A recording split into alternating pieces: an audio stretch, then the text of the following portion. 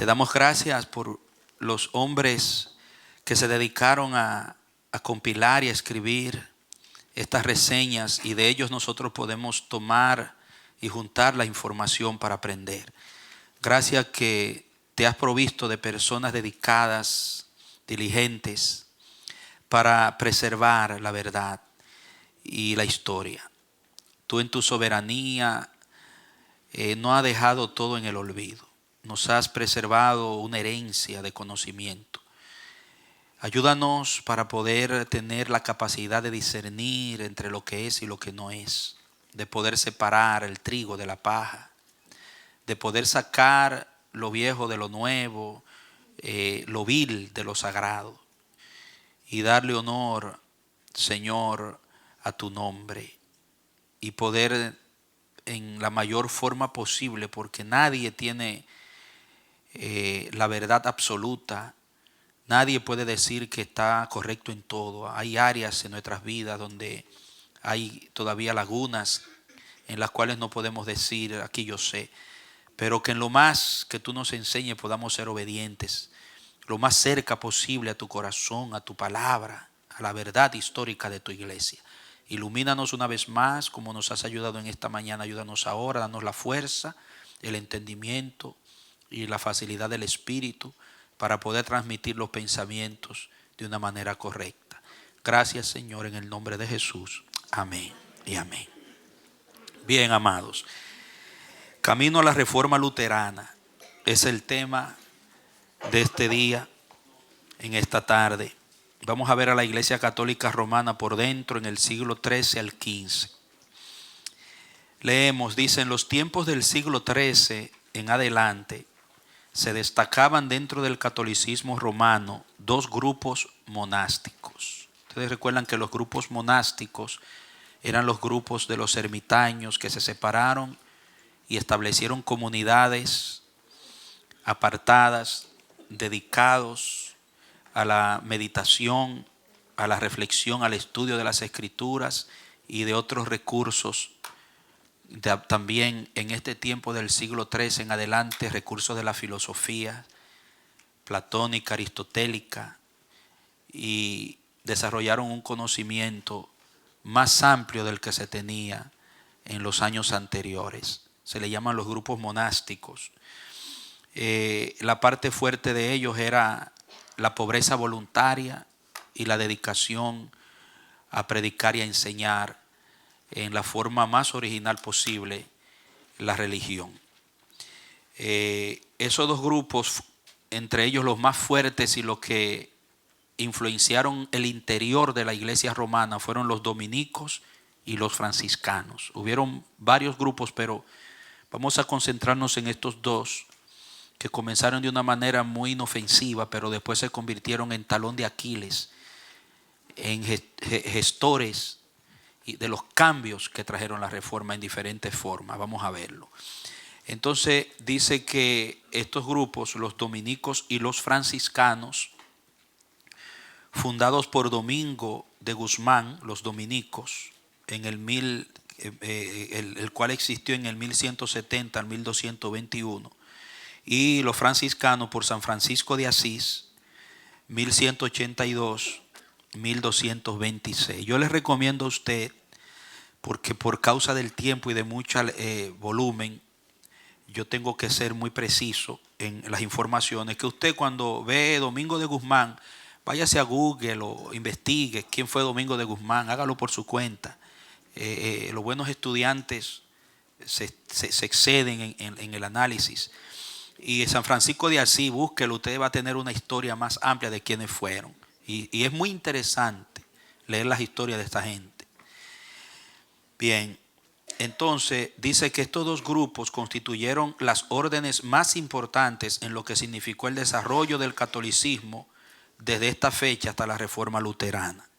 Domingo de Guzmán establece esta orden llamada los dominicos con el propósito de hacer volver a los herejes que se habían apartado del catolicismo a una relación con Roma mediante la predicación. Mire que el objetivo esencial de los dominicos era lograr el regreso de los disidentes, de los que se habían apartado de Roma, En otra palabra, proteger la permanencia en lo que era la relación con la autoridad romana y con la iglesia romana. Y para eso utilizaban la predicación y también la enseñanza. Dice que por su arduo trabajo a favor de la causa, obtuvieron el reconocimiento del Papa en el 1216 y el movimiento se extendió rápidamente. Antes de la muerte de Guzmán, los dominicos contaban con 60 casas situadas en todas partes de Europa. Note bien por qué yo le digo que fueron los grupos más influyentes, porque se regaron, lograron una presencia de influencia por toda Europa. También continúa diciendo que copiando del movimiento franciscanos se hicieron mendigos itinerantes. Por su énfasis en la educación y la predicación, los dominicos han producido algunos de los más grandes teólogos y eruditos de la iglesia romana. Tenían un énfasis fuerte en lo que era la educación y la predicación. Por eso se le llamó a ese periodo desde el siglo XI, XII, XIII hasta el XIV el tiempo de la escolástica, porque se levantó un auge de educación, se establecieron universidades y toda la cultura de lo que son las universidades y lo que es la institucionalización de la educación y de la teología nace en estos grupos, especialmente los dominicos, dentro del seno de la Iglesia Católica. Francisco de Asís, 1182 y 1226, sus actividades militares y comerciales fueron cambiadas repentinamente, que cuando vivió la experiencia de la conversión, dice que sus actividades militares y comerciales fueron cambiadas repentinamente a los 25 años por una experiencia de conversión, y 2 años después decidió formar una orden que se esforzara por reproducir el espíritu y la obra de Cristo. Note usted que hay dos énfasis. El de los dominicos, ¿cuál era el de los dominicos? Volver al catolicismo, lo que se estaban distanciando, proteger la lealtad a la iglesia dominante. Pero mire los franciscanos, ¿cuál era el énfasis de los franciscanos? Reproducir el espíritu y la obra de Cristo. Note usted que esto trajo entre estos dos grupos una rivalidad y una diferencia muy marcada. Aunque los dominicos copiaron de los franciscanos la parte de su forma de la pobreza voluntaria y eso, pero su énfasis era diferente. Esto significa que cuando ustedes vean más adelante lo que pasa cuando viene la Inquisición, quienes se destacan en la Inquisición, quienes se encargan de llevar a efecto la Inquisición son los dominicos, porque ellos estaban más entregados a la lealtad al imperio romano religioso, a la iglesia católica, mientras que los franciscanos estaban más orientados a la vida práctica del cristianismo, a vivir lo que antes era. Francisco de Asís fue muy influenciado por Mateo 10, donde Jesús envía a sus discípulos de 2 en 2 y les dice: no lleven alforja, no lleven oro, no lleven esto, y por eso dejó todo y se dedicó a la pobreza voluntaria. Dice: esta orden fue aprobada por el Papa Inocente III en el 1216.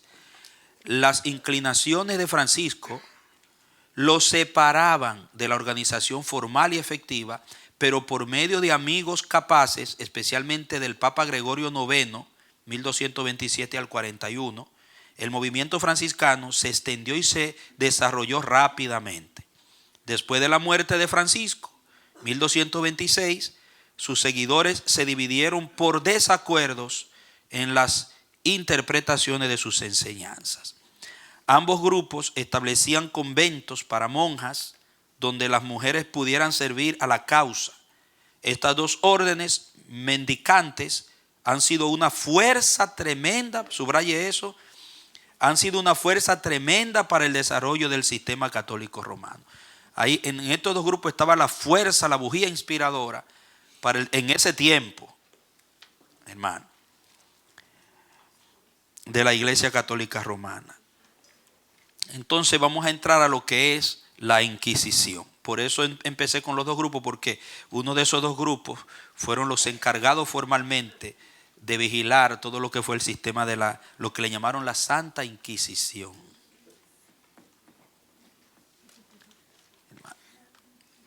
¿Por qué Inquisición? Porque tiene que ver con inquirir, investigación, preguntar, cuestionar, tratar de buscar mediante preguntas, investigación.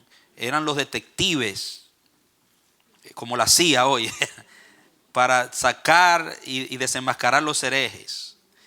Y vamos a ver los métodos que utilizaban. Ustedes saben que la Inquisición ya se había comenzado en el 1184, cuando se usó la cruzada y el ataque contra los valdenses en el sur de Francia y los albigenses o los cátaros. En el 1240, eso no está escrito, yo le estoy dando una nota sobre la Inquisición, que aunque aquí se agudiza y se institucionaliza, no significa que ya no existía. Bajo el nombre de la cruzada existía ya. En el 1240, en Aragón, España, y en la misma España, amplia España, en el 1478 al 1821, se extendió a los territorios conquistados. Por ejemplo, cuando vinieron a América, especialmente en México, mataron muchos indígenas, muchos aborígenes. Y en nuestros países como se sentó la base de lo que fue la conquista, lo que le llama la conquista de América, o el descubrimiento, pero no fue descubrimiento. Ya había gente y habían tribus bien organizadas, llamados cacicazgos en la Quisqueya, la Hispaniola. Entonces llegan y allí se aplicaron métodos inquisitorios también en los países nuestros. Todo indicio de separación de lo que creía la Iglesia Católica era condenado bajo la Inquisición por los dominicos. Ustedes saben que a nuestro país se le llamó Santo Domingo de Guzmán en honor a esa orden que fue la que se estableció y viene de ahí. Y si esos eran los inquisidores, imagínense lo que llegó a nuestra tierra. El espíritu de celo religioso que llegó a nuestra tierra, hermano. Bien, vamos a la lectura. En estos tiempos de la prerreforma, el prestigio, organización, doctrina y defensores apasionados parecían asegurarle al catolicismo romano una hegemonía duradera. Pero se dieron algunos factores, página 2, que de una manera progresiva fueron llevando al catolicismo a una serie de reacciones internas. Estas reacciones surgieron por el auge de la educación que fue producida por los contactos en ese tiempo medieval con las culturas filosóficas mediante los intercambios comerciales y religiosos, al abrirse las vías de acceso entre Oriente y Occidente por causa de las cruzadas. Saben que cuando se recuperaron los territorios que habían tomado los musulmanes, volvieron a abrirse las vías de contacto. Pero todo país, cuando conquista un lugar y dura un tiempo, deja la marca de su cultura. Y los árabes tenían conocimientos, un sistema de estudio que dejaron allí, y eso se mezcló también con las creencias del catolicismo y con las costumbres romanistas. Todo eso destapó otro tipo de cultura que abrió un campo de conocimiento más amplio que el que había impuesto el catolicismo. Entonces, los escritos platónicos y aristotélicos fueron traducidos a la lengua común, enseñados e integrados a la teología, especialmente por la escuela de los dominicos. Ustedes ven por qué empecé hablándole de eso, de los dominicos. Entre los dominicos se levantaron pensadores que intentaban, oiga esto, armonizar la fe con la razón y la lógica, cosa a la cual se oponían en su mayoría los franciscanos. O sea, había entre los dominicos una tendencia a armonizar las filosofías grecorromanas con la fe cristiana, basado en los escritos de San Agustín, quien veía, así como San Agustín dijo que así como la ley de Moisés era un pensamiento agustiniano. Fue un ayo, como un aguántate ahí para llevar después a la gracia. Así la filosofía secular fue igual que la ley, un ayo que puede ser armonizada con el cristianismo, a través de la cual también la gente puede llegar a conocer a Dios. Entonces, esas enseñanzas de San Agustín, los dominicos las tomaron y las profundizaron y la institucionalizaron en sus centros de estudios, en la escolástica. Entonces, de la escuela de los dominicos, dominicanas, salían gente con un espíritu de armonizar lo secular con lo espiritual. Entonces, los franciscanos eran más dados al cristianismo primitivo, pero los dominicos eran más modernizados en su proyección. Entonces, fíjese bien que aunque los dos grupos se desarrollaron dentro del sistema católico romano, había uno de los grupos que era más afín con el espíritu de Roma que el otro. Porque Roma era secularista, era una religión politizada, casada con el sistema imperante. Y los dominicos armonizaban muy bien con eso, por eso se convirtieron en los caballos de batalla a favor de la lealtad al romanismo, no los franciscanos. ¿Pueden entender eso? Entonces, continúa la lectura. Dice que a este tiempo de expansión del conocimiento se le llamó la escolástica, que a su vez provocó una serie de reacciones internas y de protestas y disensiones, marque esa palabra, que eso es fundamental entender, que cuando se comienzan a dar esas disensiones dentro, primero una batalla de diferencias y desacuerdo entre los dos grupos dominantes dentro que se respetaban dentro del catolicismo, y después cómo se fueron bifurcando esos dos grupos y sus descendientes en el catolicismo, encauzando. Entonces, esto provoca una serie de disensiones internas, entiéndase, dentro del catolicismo, que después llevaron al camino de la reforma luterana. Este escenario llevó al papado a instituir una maquinaria especial para suprimir todo vestigio de disensión. Entonces, ante una escalada de disensiones, hay que elaborar una maquinaria de supresión para tratar de detener las disensiones. Y ahí es donde nace, se agudiza y se institucionaliza la llamada Santa Inquisición. Imagínese usted. Ya antes se perseguía y suprimía a los disidentes, pero era con un carácter de autoridad local. Como les dije al principio, ya venía la persecución, pero era más localista. Se le llamaban la persecución episcopal, porque eran los episcopos, los ancianos, los líderes en sus localidades que perseguían y lo hacían de acuerdo a sus criterios localistas. Pero cuando ya se centraliza en Roma y todo se maneja desde Roma y se autoriza una orden llamada los dominicos para que ellos sean los que lleven a cabo esa gesta con otras órdenes civiles que se añadieron, entonces ahora el asunto toma una seriedad arrolladora dentro del Imperio Católico Romano.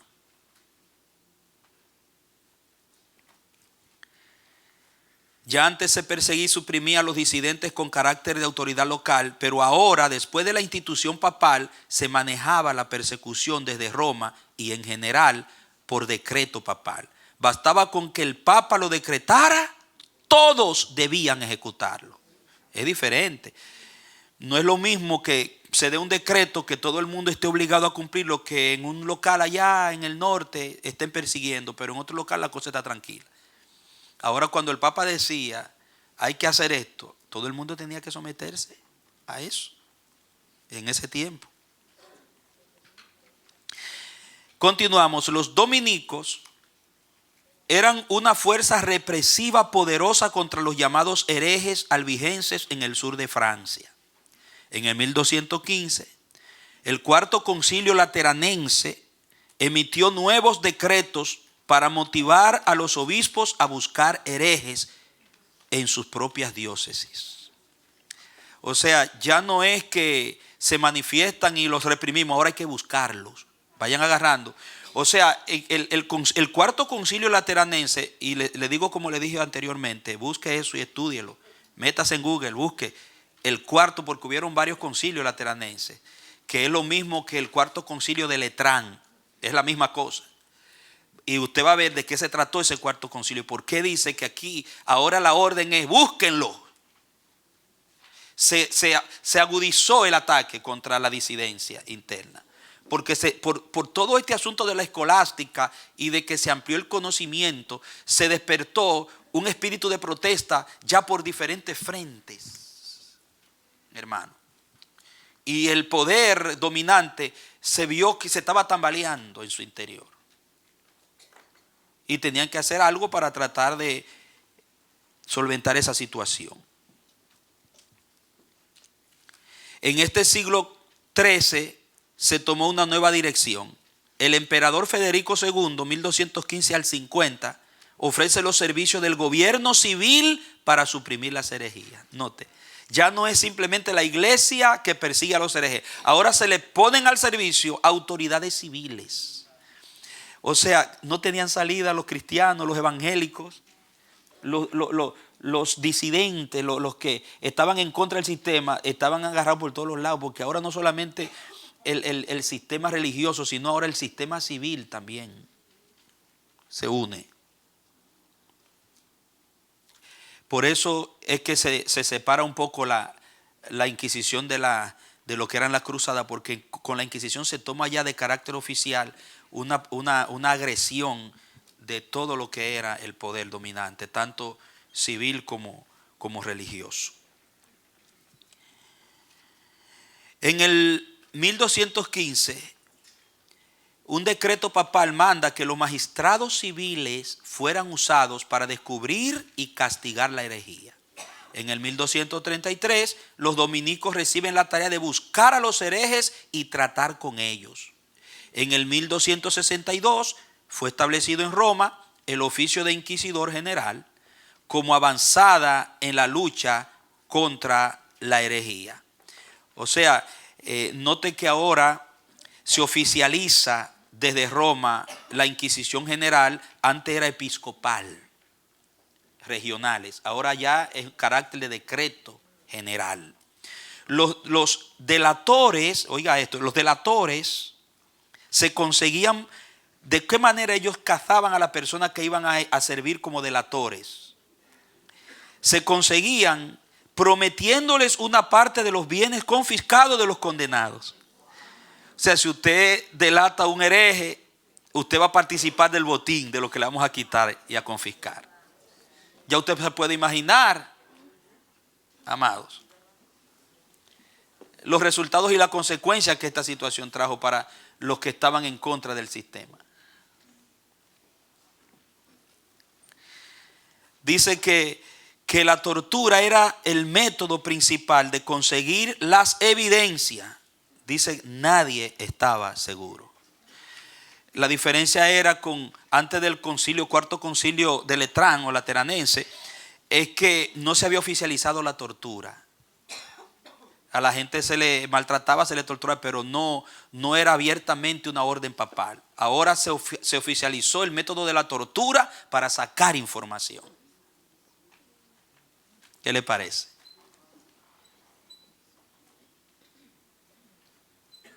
Y sí, yo tenía la intención de traer algunas imágenes, pero Dios no me lo permitió. Y después yo entendí por qué.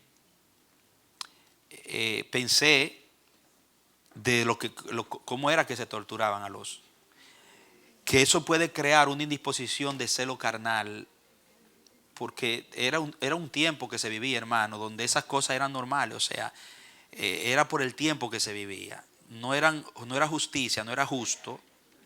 Era algo bárbaro, inmoral, bestial, pero era un tiempo que se vivió. Entonces, ¿qué pasa? Que si uno no es lo suficientemente maduro hoy y uno ve todas esas imágenes y todas estas cosas, uno va a crear un odio hacia los católicos, uno va a alimentar sentimientos que no convienen. Los católicos son personas que Dios ama y que Cristo murió por ellos y que no tuvieron los de hoy no tuvieron que ver con eso allá. ¿Me entienden? Entonces, creo que Dios no me permitió traer esa cosa para no crear ese sentimiento, porque tenemos que ser equilibrados en esto. No podemos tampoco alimentar animadversión hacia otros grupos. ¿Me entienden? Tenemos que manejar estas informaciones con madurez. Eso fue allá, hermano, en el siglo XIII al XV. No lo aplique ahora porque la mayoría de los católicos ni saben de esto. Ellos no saben de esto.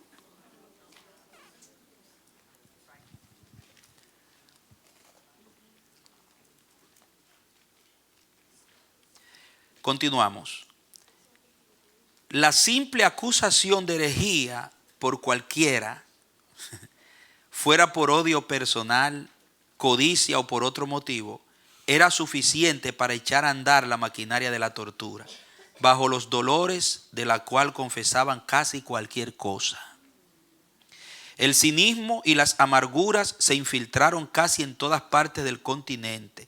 Las cosas no iban bien con el sistema eclesiástico dominante.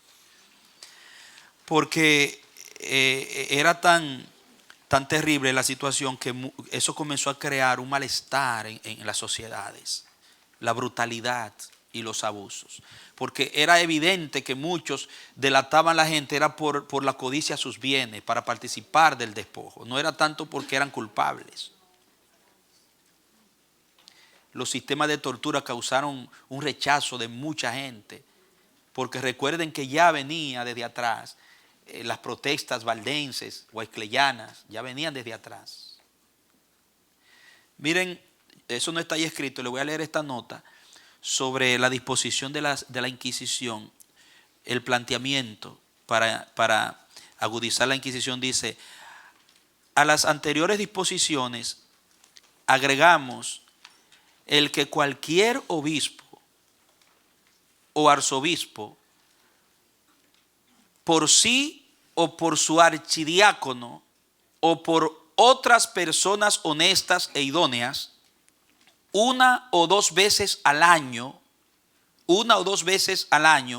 inspeccionen las parroquias en las que se sospeche que habitan herejes, y allí obligue a 3 o más varones de buena fama, o si pareciese necesario, a toda la vecindad, a que bajo juramento indiquen al obispo o al archidiácono si conocen allí herejes, o a algunos que celebren reuniones ocultas o se aparten de la vida, las costumbres o el trato común de los fieles. 2 veces al año. Una pesquisa para buscar herejes.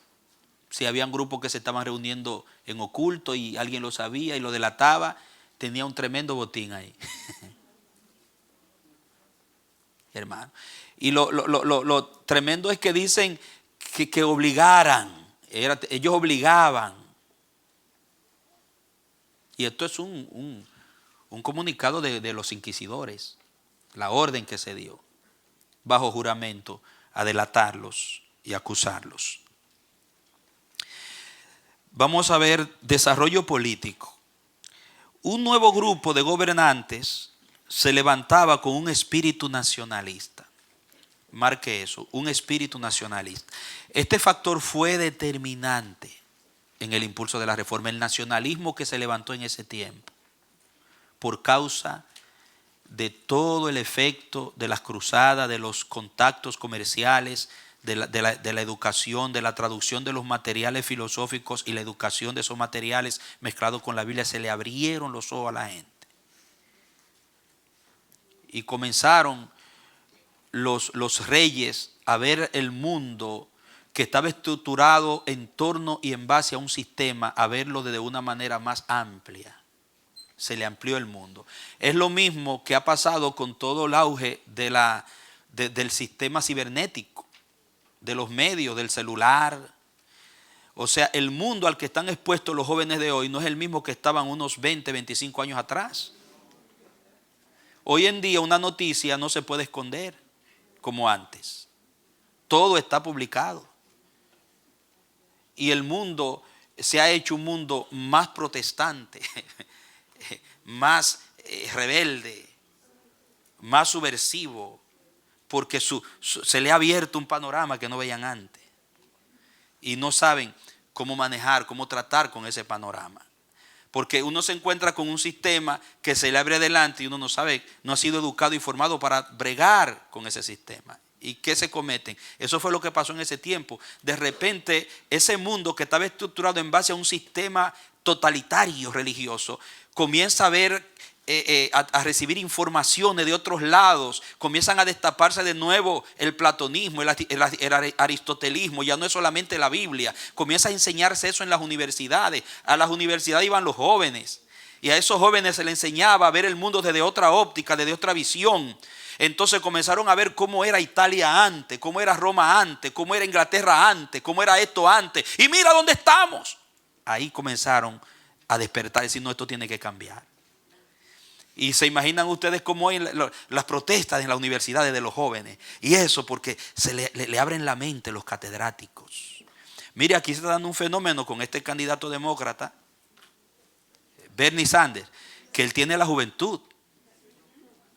Y es el más viejo y tiene la juventud. Es porque este hombre viene haciendo un trabajo a nivel universitario y sus libros desde hace años. ¿Comprende? Entonces, es lo mismo. Como dijo Salomón, ¿qué es lo que es sino lo que ya fue? ¿Y qué es lo que será lo que hoy es? Hay un problema bien serio. Mire esto. Donde yo me voy con esto, porque me gusta aplicar, traer al contexto de hoy la enseñanza, para que entendamos en medio de qué estamos y con qué estamos bregando. Miren las situaciones que se dan hoy en los matrimonios de los hombres con las mujeres. Muchos de esos fenómenos de conflictos en el hogar, en el matrimonio, de que hay hombres que no pueden tratar sanamente con sus mujeres en un gran núcleo de las familias de hoy, moderna, postmodernista. Porque la mujer de 20 años atrás era una mujer sometida, una mujer de la casa, una mujer que se movía en un círculo limitado. Pero la mujer de 20, 25 años atrás, al tiempo de hoy, la mujer de hoy es una mujer liberada, es una mujer con una mente más amplia, es una mujer con más información, con un campo más amplio de movimiento. Entonces, el hombre ahora tiene en su mano una mujer que no es la misma tontita de antes. Entonces, si tú no sabes bregar con esa mujer hoy, no sabes tener la paciencia y trabajar con ese tipo de mujer del siglo XXI, tú vas a tener problemas. Si tú quieres manejarla con la mentalidad de 20, 25 años atrás, tú tienes que bregar con ella entendiendo el contexto en el que tú estás viviendo. El que se casa hoy tiene que saber que no se está casando con la misma mujer de 20 años atrás. Las mujeres de hoy, hermano, están más informadas. Lo mismo los trabajadores de hoy no son los mismos de 20 y 25 años atrás. Entonces, fíjese cómo los sistemas van en progreso. Lo mismo en la vida espiritual. Eso pasó en ese tiempo. Eso está pasando hoy con la iglesia. Amado. Valga ese paréntesis ahí para aplicárselo. Es un espíritu de nacionalismo. Enriquecidos por el aumento del comercio y por el desarrollo de la industria, que siguieron a las cruzadas. Estos nuevos gobernantes se preparaban para desafiar la supremacía del Papa sobre el gobierno civil. Ahora hay un espíritu desafiante contra a quien antes todo el mundo se le arrodillaba. Es igual que los hijos hoy. Usted no puede someter a su hijo como lo sometían antes, porque el hijo también está sometido a un mundo que se le ha abierto. Tiene que saber negociar, bregar con sabiduría, con astucia de Dios. O no astucia, sabiduría, o la astucia negativa. Sabiduría de Dios, pedirle a Dios que le dé sabiduría para bregar con los jóvenes de hoy. Saben más que nosotros. En el sentido de información. Están ahí buscando y hoy leen y ven y cosas que usted no tiene tiempo para eso. Usted está trabajando todo el día. Mientras que ellos viven metidos los maestros que ellos lo enseñan hoy, tanto en la escuela secundaria como en la universidad y en la primaria, no son los mismos de atrás. Se lo meten en un mundo que usted nunca se imagina. Entonces hay que mire, esto es terrible, hermano.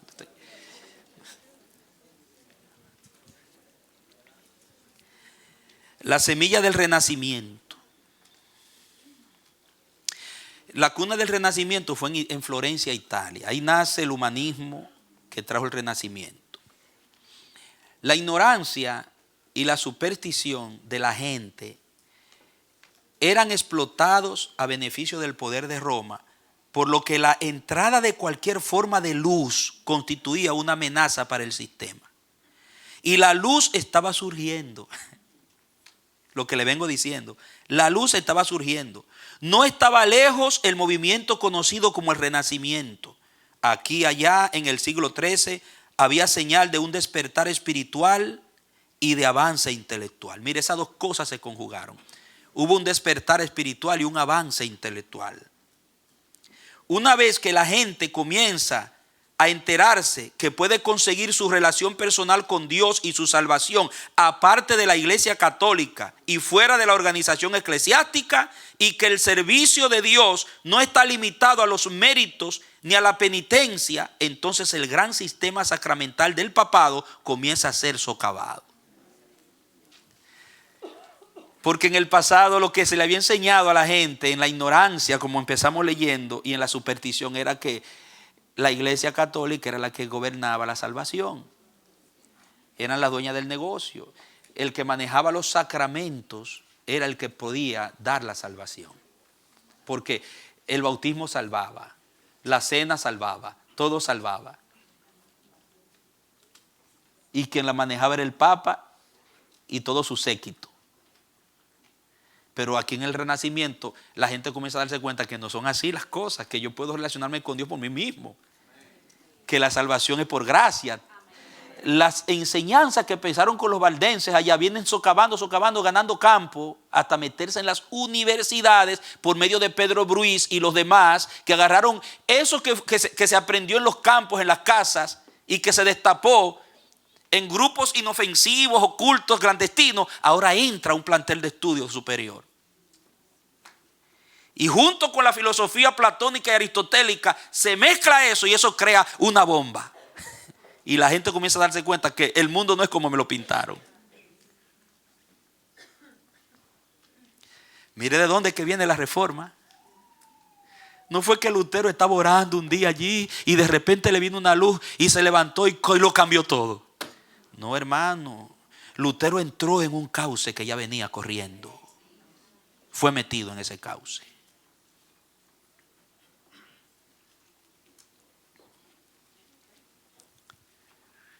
Seguimos. Como hemos visto en esta parte, la disensión estaba cundiendo. Marque eso, la disensión estaba cundiendo. Los métodos que estaban siendo usados para combatirla solamente caldearon el espíritu de todo el continente. La Inquisición, la represión, todo eso lo que hizo fue que trajo una situación hirviente, hermano. Se empiezan a levantar nuevos gobernantes que no temían a la excomunión ni a la veda papal. Ya el sistema romano no podía seguir dominando las mentes de los hombres como antes. La excomunión y la veda papal era algo temido antes. ¿Por qué? Porque el poder lo tenía Roma. Y oiga, en la superstición y la ignorancia antigua, desconectarse de Roma era perderse en el infierno. No someterse a Roma era desconectarse de Dios. Y por eso, ¿qué usaban los papas para someter los pueblos y el gobierno civil? Las excomuniones y las vedas. Una excomunión era que el papa declaraba, excomulgaba al rey, decía, ya tú no eres parte. Y ese rey quedaba bajo maldición y perdición. Y detrás de eso venía la veda. ¿Qué era la veda?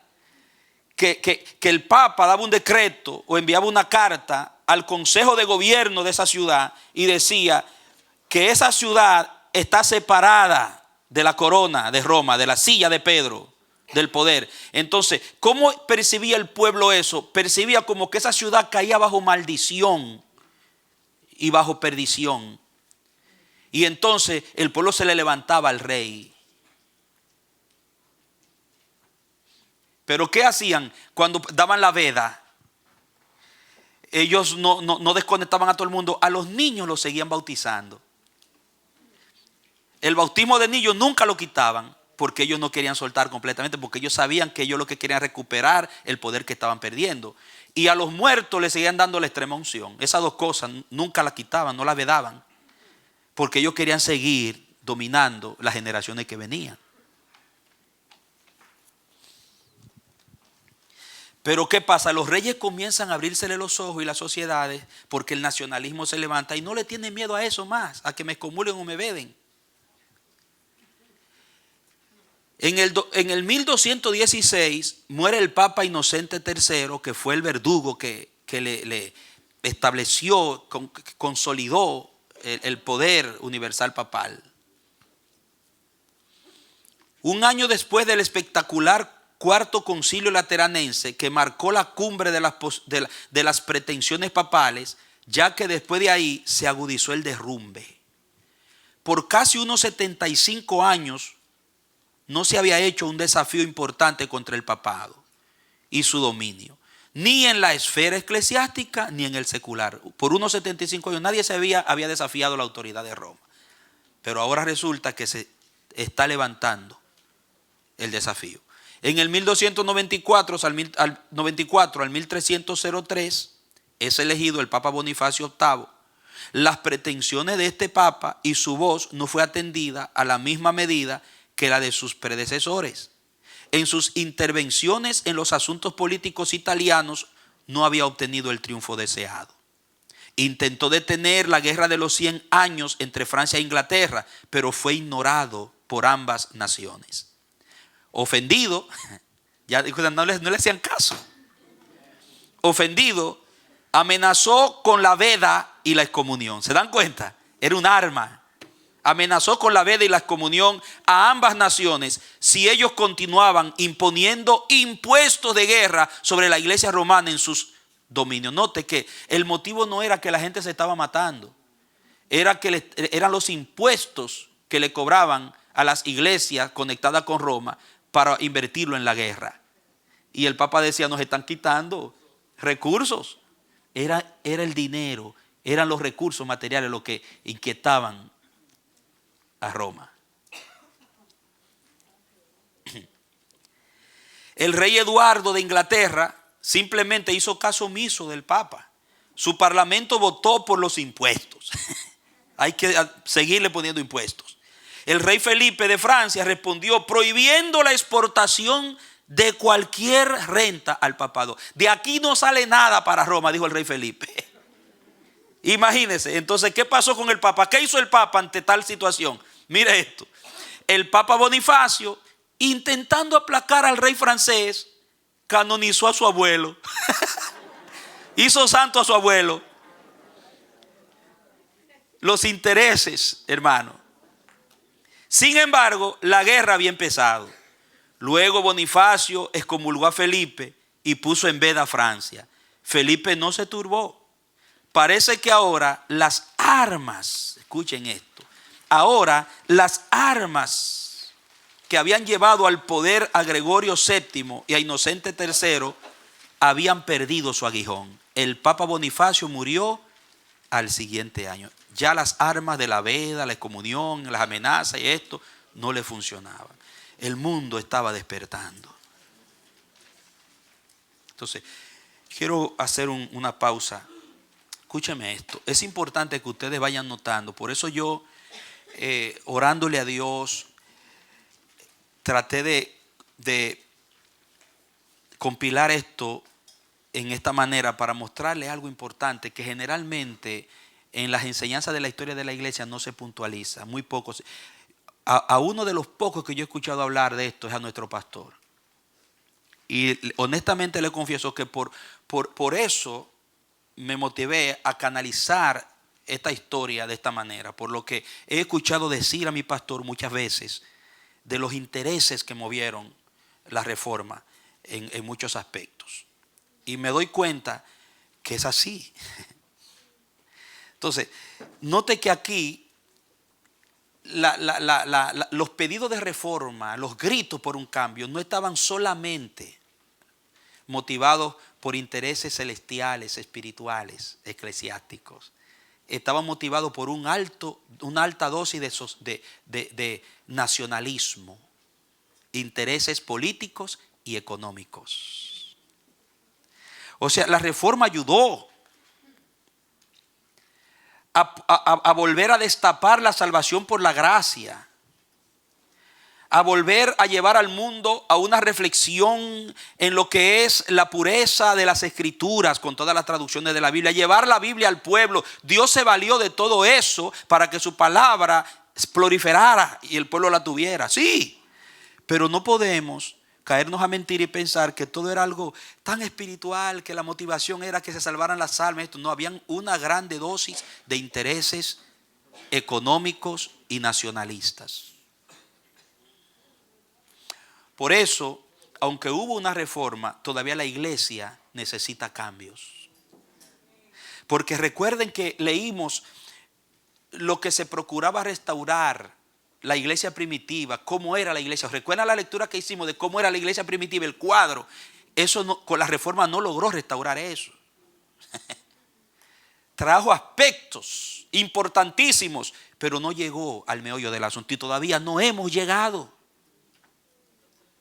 Pero yo sé que llegaremos, porque Dios va a llevar lo suyo a las raíces verdaderas. Ojalá que Dios nos dé la gracia de irnos acercando cada día más al original, no alejando.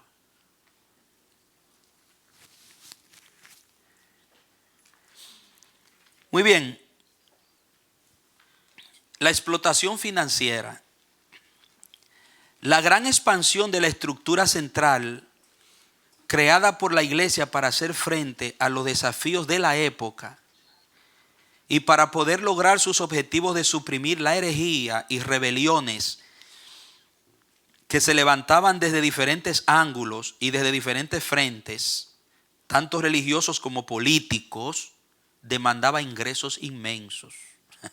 Toda esa maquinaria que se armó para poder llevar a cabo la Inquisición trajo una demanda de recursos terrible, porque tuvieron que emplear mucha gente a esa causa, mucha gente. Cuando Roma estableció la rota romana, o sea, era un tribunal de apelación en Roma, porque Roma todo le sacaba provecho, hasta la Inquisición, económico. La rota romana puede significar que era una mesa redonda, y también puede implicar, según los historiadores, que eran rotativos los jueces. Una de esas dos cosas. En el 1234 se necesitó suficiente personal para manejar las apelaciones de toda parte del mundo, porque todo el mundo apelaba a Roma. Ustedes recuerdan que Pablo apeló a Roma. Esa costumbre seguía en el sistema romanista religioso. Entonces, fueron además necesarias cortes secundarias para apelaciones especiales. Oigan, ahora no solamente se mantiene el orden de las apelaciones normales a Roma desde el principio que se crearon nuevas cortes para apelaciones especiales. ¿Qué significa? Que en esas apelaciones había que bajarse más de la mula, había que pagar mejor. Esas eran para los que podían pagar. O sea, un pobrecito que era acusado, que no tenía nada, que lo que tenía eran 2 vaquitas o un terrenito, y apelaba porque le querían quitar y lo querían matar a Roma, que es él allá, que juzgue mi causa allá. No podía ir a uno de estos tribunales especiales si no tenía lana.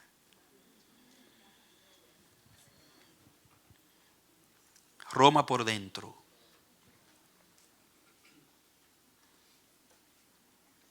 Bien.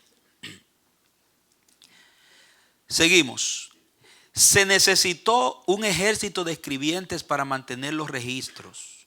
Lo peor de todo es que cada caso se caracterizaba por graves abusos, ya que para poder conseguirse los documentos muchas veces costaban a los interesados 40 veces el precio legítimo.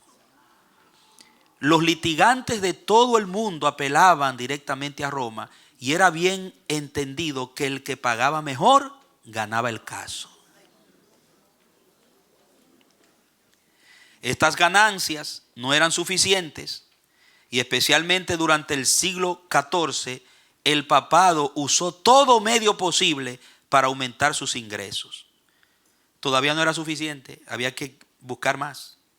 Algunos de esos medios eran las anatas, colaciones, reservaciones, esperanzas, dispensas, indulgencias, simonía, recomendaciones, el jus spoliorum, el diezmo e impuestos especiales.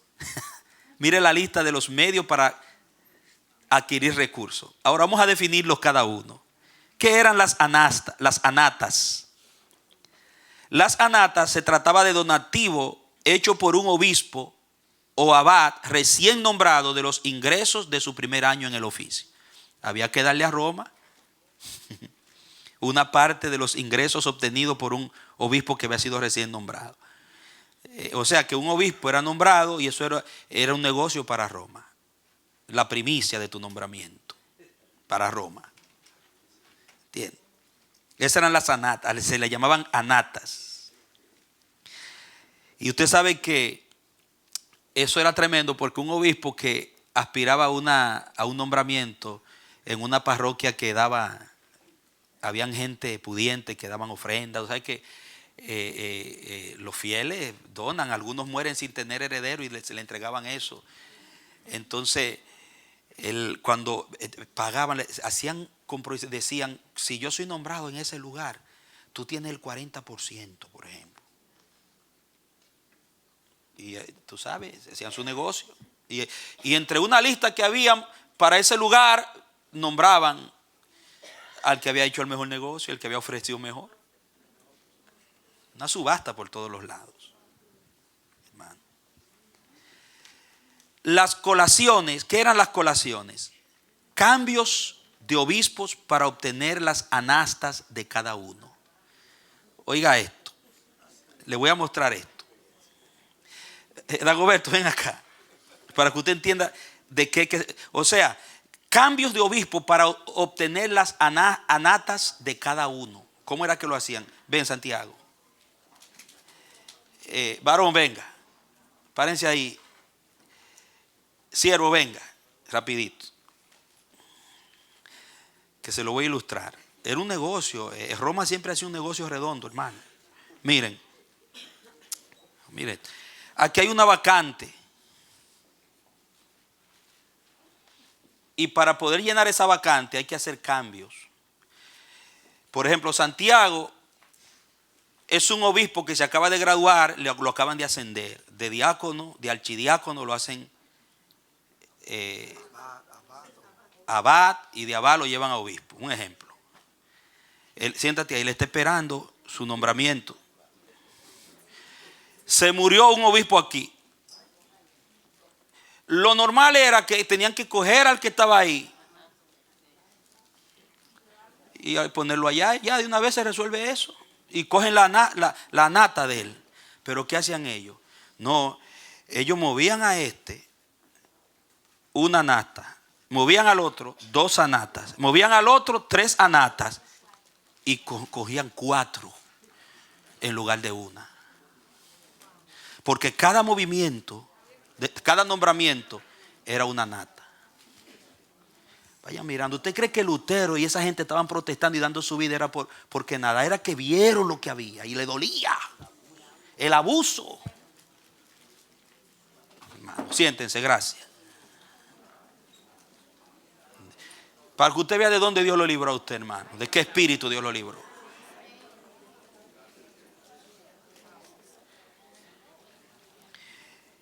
Esas eran las colaciones. Ahora vamos a ver las reservaciones. Los oficios más ricos y mejores eran reservados al Papa. Aunque éste se valía de sacerdotes para ir a esos obispados y arzobispados y servir a las necesidades de la gente. Pero los beneficios eran enviados a Roma. O sea, no era él que iba, él mandaba su representante, pero ellos le mandaban lo de él para allá. Ustedes se quedan con, mándeme el reto para acá. Y esos eran los oficios más lucrativos. ¿Usted cree que el Vaticano y Roma son tan ricos? Es porque sí. Tal vez ustedes dirán, pastor, pero ¿de dónde usted saca todas esas cosas? Usted está exagerando. Hermano, Usted puede consultar 1, 2, 3, 4, 5, 6 libros de historia y todos le van a decir lo mismo. Esto no es nada oculto, esto se descubrió, esto son cosas reales, están escritas. Los reformadores sacaron todas estas cosas a la luz. Y ¿sabe qué es el asunto? Que la mayoría de esos reformadores, reformadores, estuvieron dentro del asunto. Martín Lutero estuvo dentro del asunto. A él no se lo contaron, él lo vivió, él lo vio.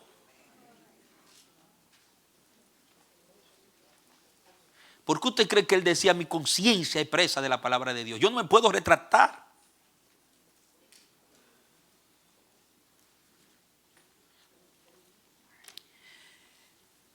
Las esperanzas. La venta de un derecho de nombramiento antes que quedase vacante. Oiga, se vendían los nombramientos antes de que quedara vacío. Esa era la esperanza. Entonces, los que estaban esperando estaban ofreciendo dependiendo de lo que era el lugar que iba a quedar vacante. Y el que ofrecía más, esa era que la tenía. Era una subasta, la esperanza. Los ambiciosos, oiga esto, estaban alerta de la salud de los obispos de esos lugares. Lugares deseables, de esos lugares deseables, para cuando estaban prestos a quedar vacíos, empezar a ofrecer.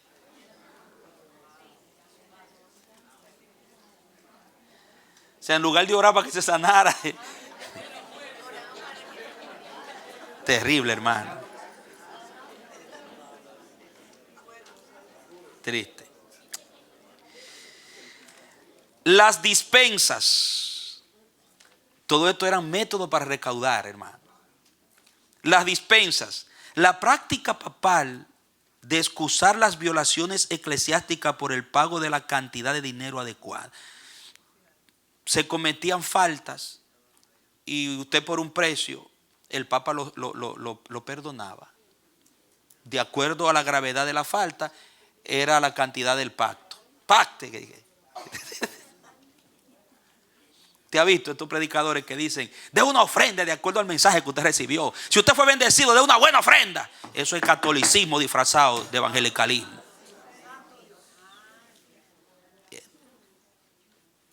De ahí viene ese espíritu.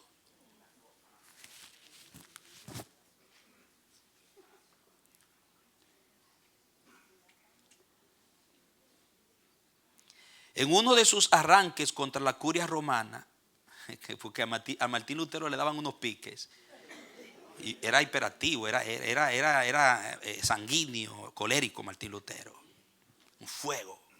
Usted ve el mensaje del jueves del fuego. Martín Lutero fue un hombre que tenía un celo, él se excedió muchas veces.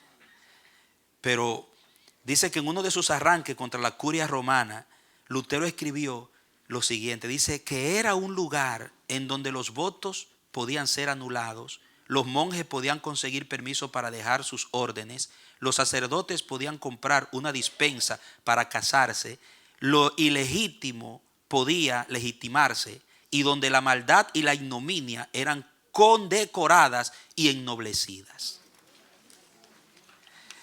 También decía en su última oración, en su ímpetu acostumbrado, declaraba que en la curia romana había una compraventa, cambio, fanfarria y regateo, fraude y mentiras, robo y pillaje, corrupción e infamia y toda clase de menosprecio a Dios. Él estuvo ahí adentro.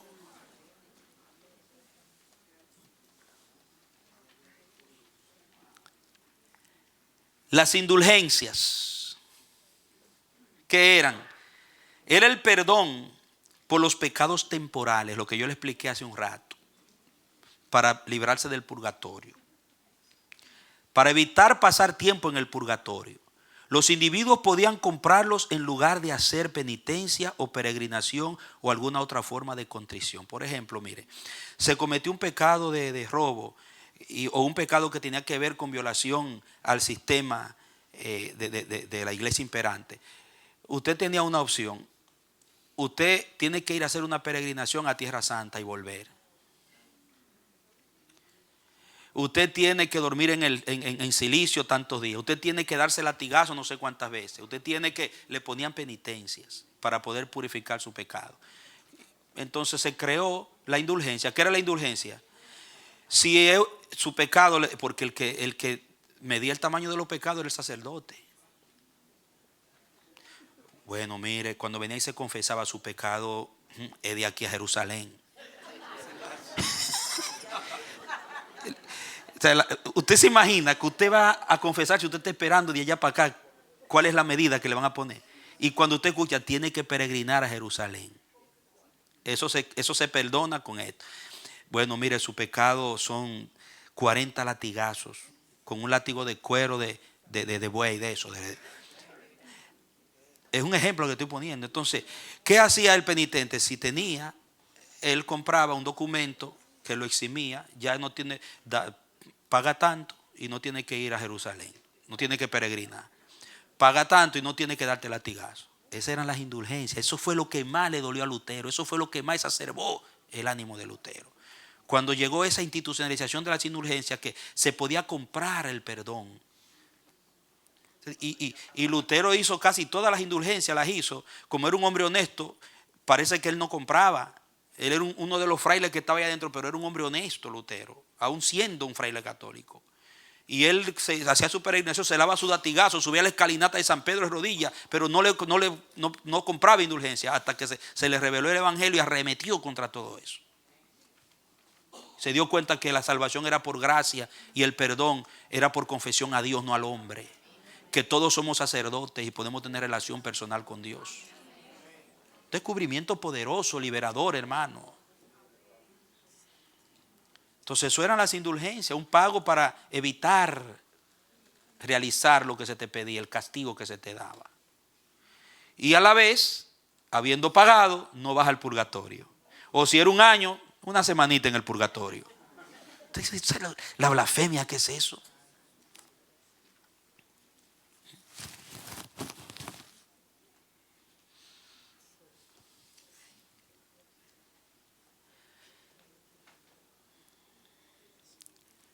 Una vez, un predicador de eso de la prosperidad, porque a uno le llegan gente que vienen de esos movimientos y te cuentan cuando tú le estás ministrando sus traumas por donde pasaron. Llegan decepcionados a lo que Dios se les revela y los saca de esos sistemas. Y te cuentan los abusos, donde en medio de una situación financiera precaria, donde se pierde el trabajo, todo, llegan al pastor de la prosperidad o al pastor consejero y le cuentan lo que están pasando. Y le estoy hablando de cosas en consejería contadas, que en lugar de decir, mire, denle una ofrenda para que se hagan una compra, para que paguen la renta, le dicen, bueno, mira, lo que pasa es que tus finanzas están en maldición, porque tú no estás sembrando en un ungido. Tú quieres que tus finanzas se salven, conseguir buen trabajo, ganar buen salario, comienza a sembrar en el ungido. No siembren gente que no son ungidos.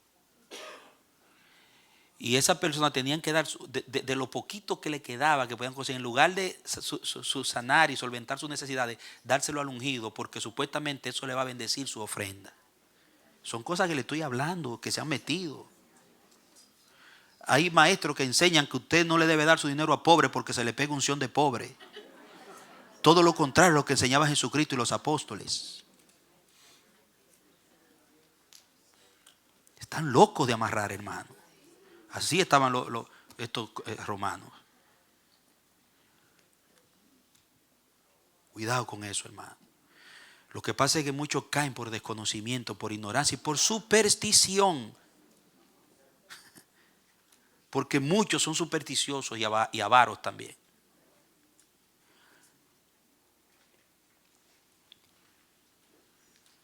Entonces, las indulgencias modernas hoy. La simonía.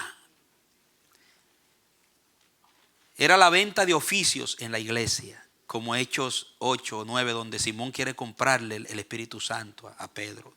Y Pedro lo reprende. Ustedes saben cómo lo reprendió. Íntimamente asociada con la simonía estaba la práctica del nepotismo, que era poner a parientes en servicios lucrativos de la iglesia. Eso es nepotismo. Las recomendaciones pago de un impuesto anual al papado. Esas eran las recomendaciones.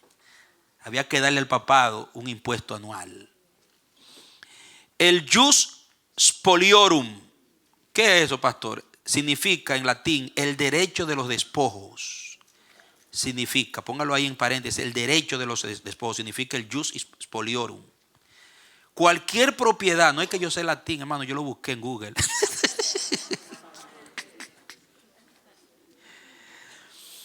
Dice, cualquier propiedad obtenida por un obispo durante su oficio, oiga, cualquier propiedad obtenida por un obispo durante su oficio, a su muerte debe pasar a ser propiedad de la iglesia, porque se alegaba que tal propiedad le había venido al obispo por causa de servir en la iglesia. Esta era la razón fundamental de mantener el celibato. Recuerden que le dije cuando le hablé de Wycliffe que decía que eso del celibato no era bíblico y eso, que era un atentado fuerte, porque el celibato era la base, una de las bases fundamentales del mantenimiento de la riqueza del catolicismo. ¿Por qué? Porque se manejaba desde el punto de vista religioso como una entrega por completo al servicio del reino de la Iglesia Católica Romana. Pero también por otro lado el interés era que el sacerdote no podía tener familia, porque no podía tener nadie que cuando él muriera heredara sus bienes, porque eso le pertenecía a Roma. Ahí es que está el asunto del celibato, por el jus spoliorum.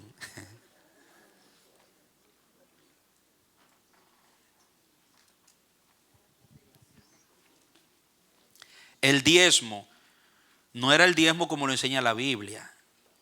Un embargo contra la propiedad de la iglesia, el valor del cual forma la base de la cantidad demandada. O sea, si embargaban una iglesia, un lugar por alguna rebelión, el obispo se quiere hacer evangélico, cualquier cosa, entonces se ponía el costo y de eso se le daba lo que se le sacaba de acuerdo al valor una cantidad para Roma, y eso se le llamaba un diezmo.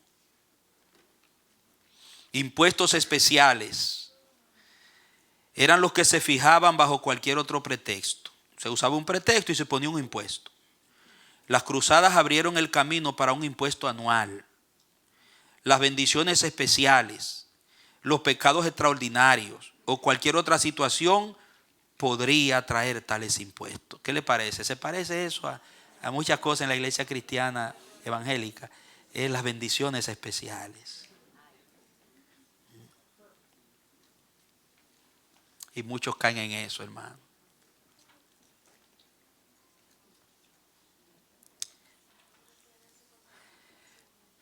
Frente a todo esto, existía un profundo resentimiento hirviente en la sociedad, ya que este sistema religioso romanista estaba cuidadosamente razonado y hacía una clara apelación a las mentes filosóficas, pero no estaba haciendo frente a las necesidades del corazón de la gente. Ahí le puse la misma realidad de los tiempos de Jesús.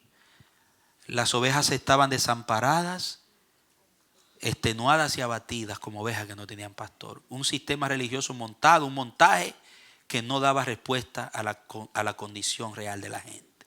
Así estaba en este tiempo de la Reforma el sistema romano.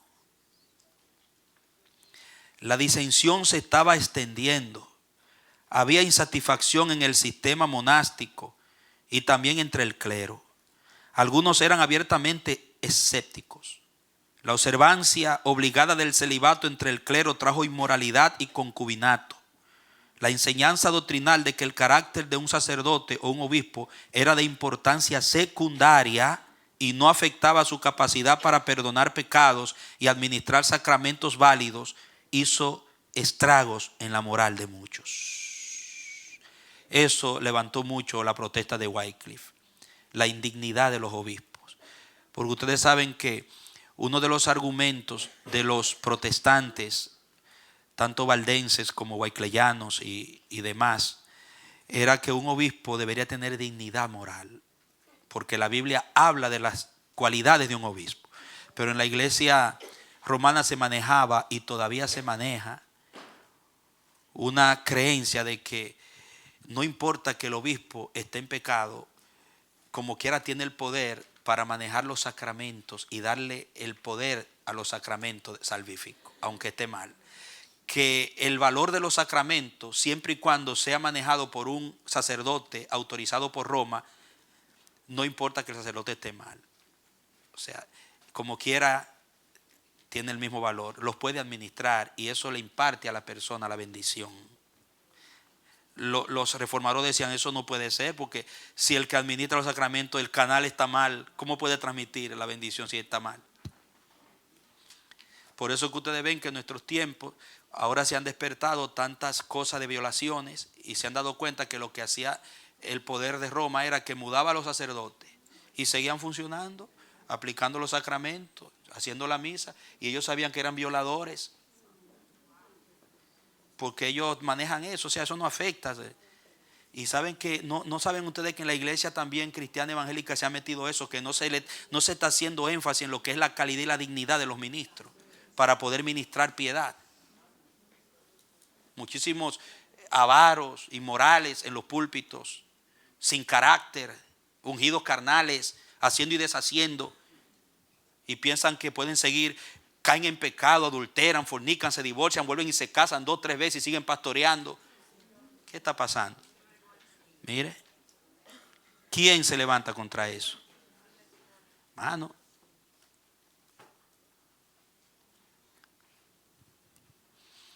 Diga conmigo, hace falta un cambio.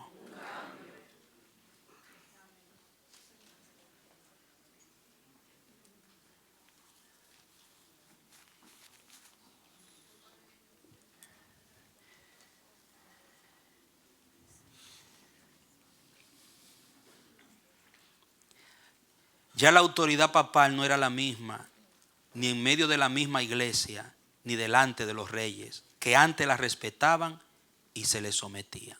Ya no era la misma. Quiero que saquen su libro del compendio manual, página 990.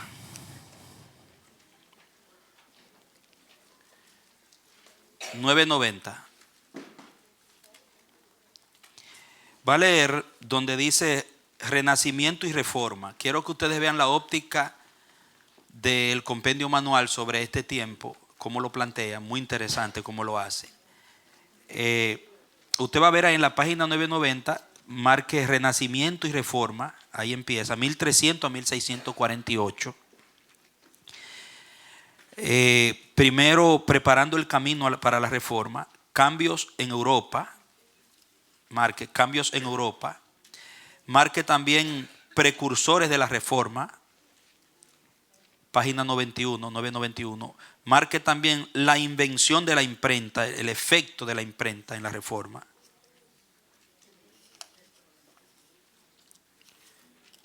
Marque también, página 992, causas religiosas de la reforma y luego otras causas de la reforma. Y en la 993, la reforma. Ahí bajo la reforma, usted va a leer el primer reformador, Martín Lutero. ¿Entiende? Aquí dice el primer reformador, pero en realidad él no fue el primero, como hemos visto. Él continuó. Y las indulgencias. Y ahí termina la lectura. Ve, hasta ahí. O sea que llega hasta la página 995. No, 995. Sí, 995, porque la otra empieza con Juan Calvino. 995, ok. Perdón, 994, no 5. Entonces le dije de las 990 a las 994. Todo lo que tiene que ver con la reforma. Oremos a Dios. Padre bueno y Dios eterno, gracias porque tú te reservaste, como le dijiste a Elías, un ejército de hombres que no doblaron su rodilla ante Baal ni lo besaron.